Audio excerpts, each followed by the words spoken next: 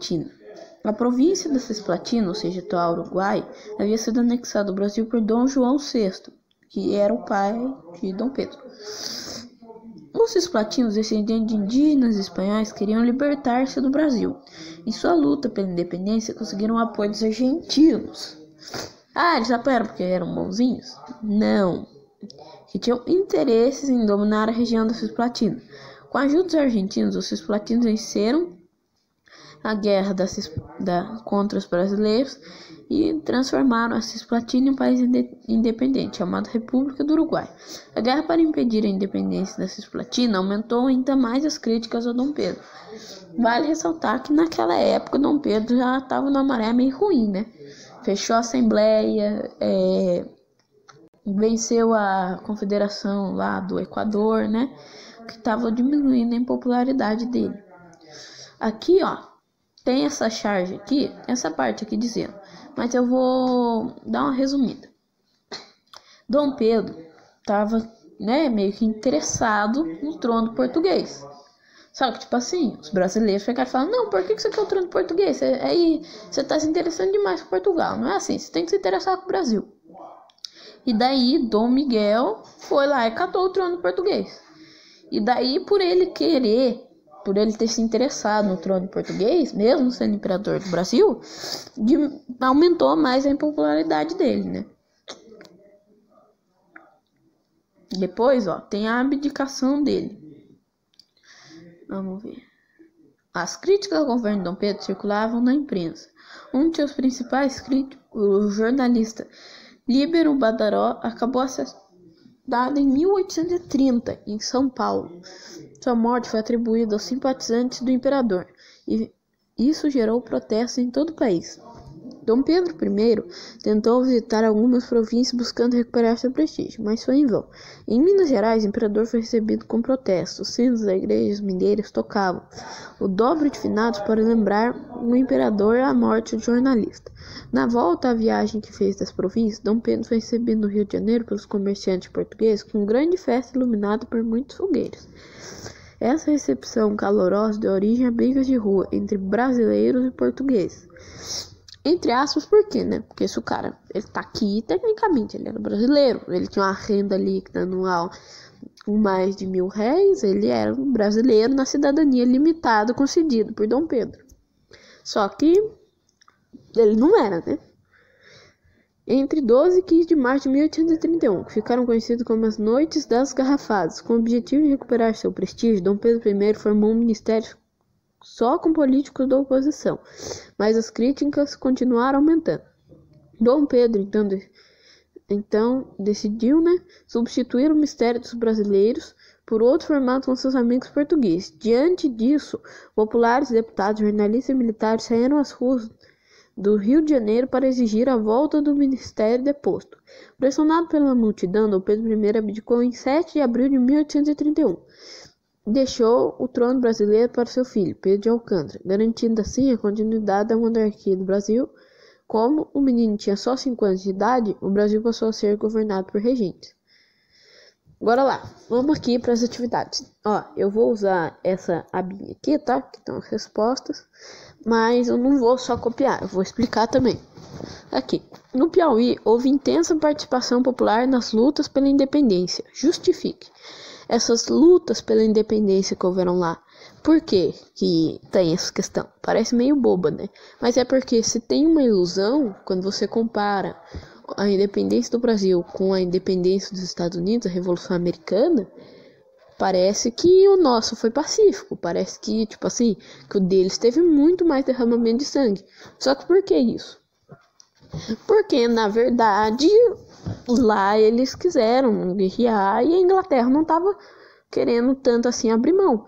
Vale ressaltar também que a independência do Brasil pode ser colocada entre aspas no começo, porque para ele ser reconhecido teve condições, entende? Teve que pagar 2 milhões de libras esterlinas, acho que foi para Portugal. Para a Inglaterra ele teve que deixar com pouco, tirar só 15% pro Império e isso, como é que é a palavra? tirar o comércio de escravizados num prazo de 3 anos. E daí, né, foi meio que uma independência, mas com condições. Sem contar que Portugal continuou controlando o Brasil. Por mais que não pareça, a indústria. O Brasil não tinha indústrias. Vinham de Portugal, vinham da Inglaterra, as máquinas, os produtos industrializados. Então, tecnicamente, no começo não houve independência. Então, aqui, ó. Justifique. Resposta pessoal. Essa questão ajuda a deconstruir uma visão presente do senso comum de que a emancipação política foi um processo pacífico, né? Então, porque houve intensa participação popular na luta da independência. Justifique. Houve de fato, que foi tanto aquela lá que lutaram contra o tal do Cunha, Fidié, né? E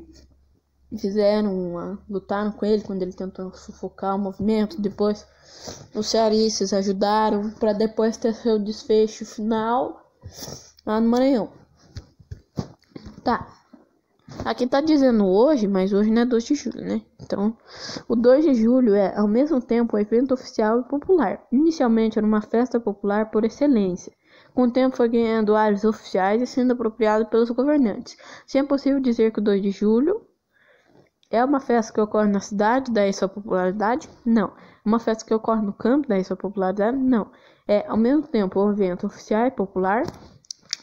Joia! É uma festa oficial comemorada somente por militares e governantes? Não. É a data de fundação do rei? Não. Por que a C? Ó, aqui, alternativa C. Mas por quê?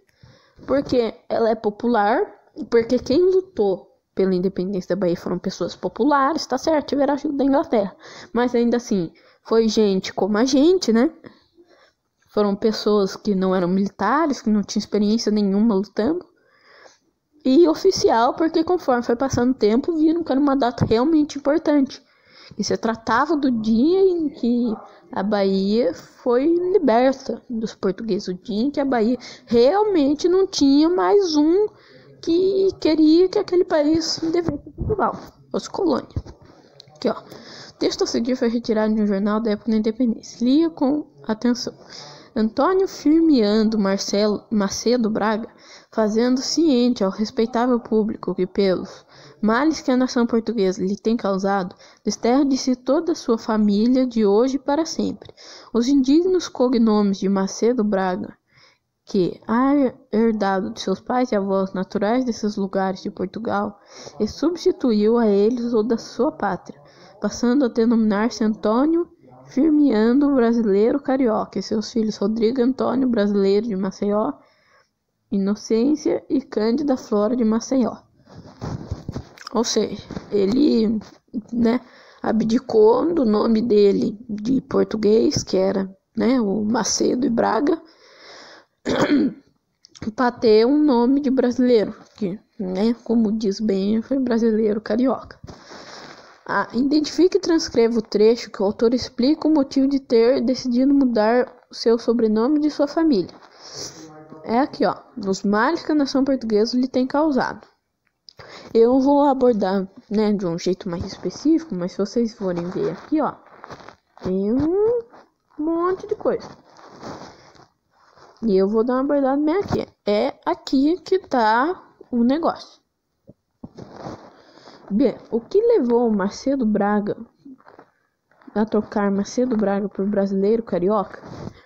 Por querer representar sua pátria, né? Por ser um brasileiro aqui, daí ele trocou porque ele queria, né, respeitar a sua pátria.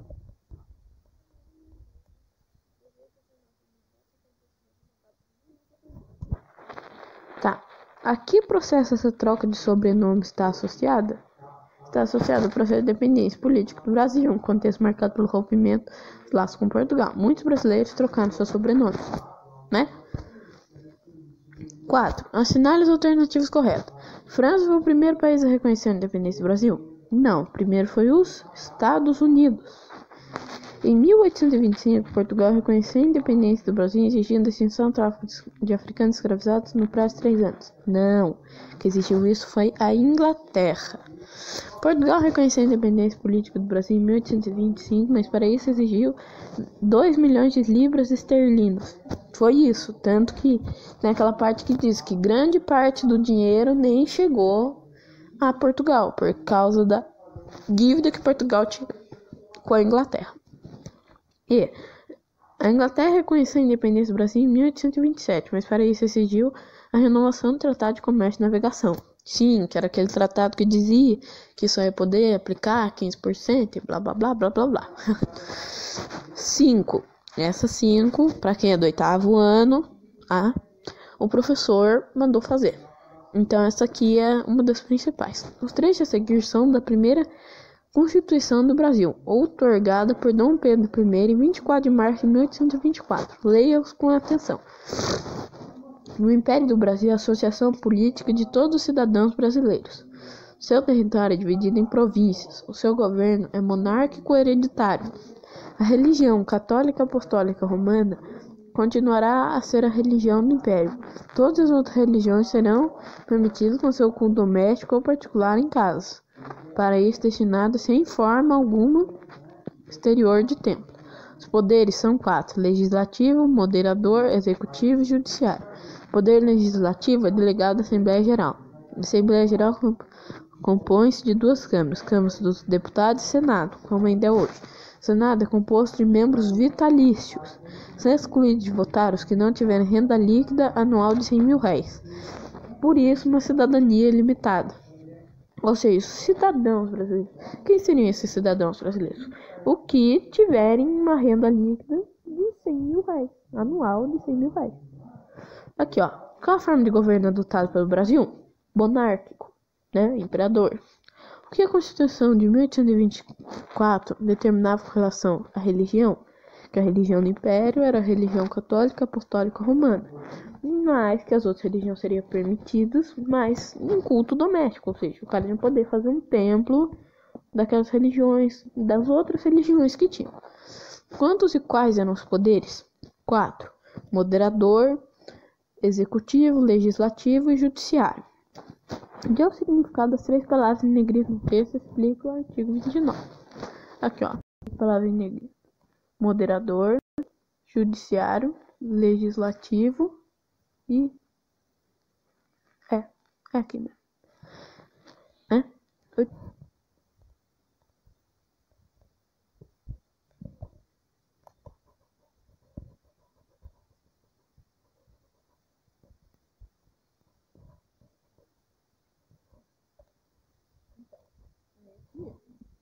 Aqui, ó, o significado. Qual o significado de hereditário? De pai para filho, né? Qual o significado de moderador? Então, relativo, né? Porque aquele moderador, o poder moderador, significava o quê? Controlar ambos. Só que moderar atualmente significa você meio que não deixar da briga, né? Que nem aquela frase de comercial de cerveja: beba com moderação, ou seja, não bebe demais, bebe o suficiente, né?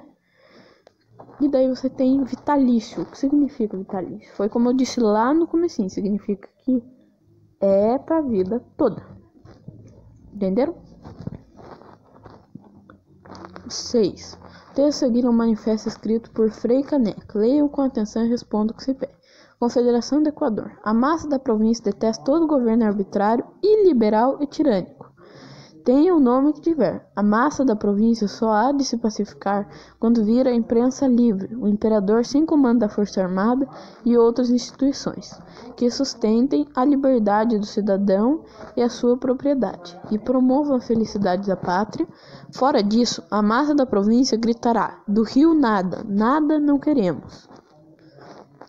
Identifique e transcreva o trecho que o autor critica os governos autoritários.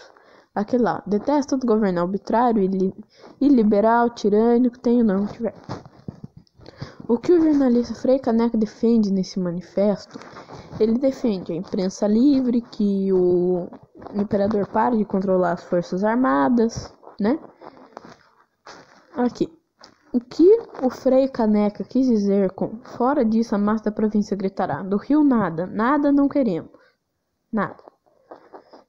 Ou seja, que se não tiver isso, não quer nada com o Rio, não quer conversa, não quer recurso, não quer dinheiro, não quer nada. Bahia vai ser independente, né? E 7. No início de seu governo, Dom Pedro I era bastante popular, como demonstraram as festas de sua coroação. Logo de seu governo, porém, ele foi se tornando cada vez mais impopular e acabou abdicando e saindo do país às pressas. Escreva um pequeno trecho sobre as razões de sua abdicação. Ok, o fechamento da Assembleia Constituinte foi quando ele mandou os soldados fecharem a tal da Assembleia lá e deixou ele mais impopular. A imposição da Constituição de 1824. Por que foi a imposição? Porque não chamou ninguém que fosse, mestre na lei. Não, ele criou e era isso. Ele era imperador, fazia o que queria. Confederação do Equador, a União do Nordeste lá, para ser independente. A Guerra da Cisplatina, guerra que eles perderam. Ou seja, o cara não tá fazendo nada de bom e ainda tá perdendo território, né? A sucessão do trono português, ou seja, ele querer ainda o trono português. Deixa o pessoal, não serve você ser só líder do Brasil. Você quer voltar para Portugal? Vai embora daqui, entendeu? E a Noite das Garrafadas, que foi a briga entre brasileiros e portugueses, entre aspas, né? Ou seja, foi quando o pessoal, não, esses caras aí é um puxa-saco, não querem nem saber da verdade, agradando eles tá bom, né? 8. Assinale a alternativa incorreta e justifique sua escolha. Entre as razões de abdicação de Dom Pedro, podemos citar: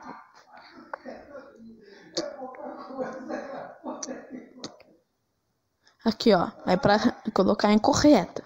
Logo, a incorreta é aí. Porque a abdicação de Dom Pedro foi por quê? Porque cada vez está ficando mais impopular. O fechamento da Assembleia Constituinte deixou ele impopular. A imposição de uma Constituição no Brasil em 1824 deixou ele impopular. A expressão a Confederação do Equador e o fuzilamento de Frei Caneca deixou ele impopular. O envolvimento de Dom Pedro I na questão de sucessão do trono português deixou ele impopular. O aumento crescente da popularidade do imperador. Você está sendo popular, por que você vai abdicar, né?